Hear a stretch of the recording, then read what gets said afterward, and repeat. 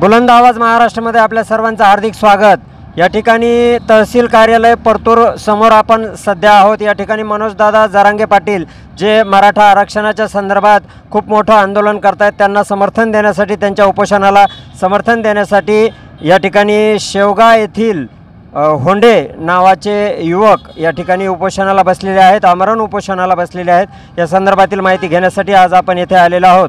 त्यांचे सहकारी तथा उपोषणकर्ते होंडे हे या ठिकाणी उपलब्ध आहेत। आपण जाणून घेऊयात त्यांच्या मागण्या आणि उपोषणाला बसण्याचं कारण। माझं नाव सदाशिव होंडे।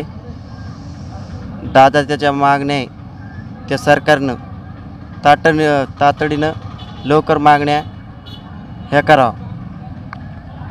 जिजाऊ जय शिवराय गेल्या अनेक वर्षापासून हा मराठा समाज मागासलेला आहे। या समाजाला आरक्षणाची गरज आहे। या राजकीय घडामोडीमध्ये सर्वच पक्षांचे मराठा मुख्यमंत्री होऊन गेले, परंतु कुठल्याही मुख्यमंत्र्याने मराठा समाजाची बाजू आजपर्यंत मांडलेली नाही। त्यांच्या निषेधार्थ आम्ही मनोजदादाच्या सन्मानार्थ या उपोषणासाठी बसलेलो आहोत। एक मराठा, लाख मराठा।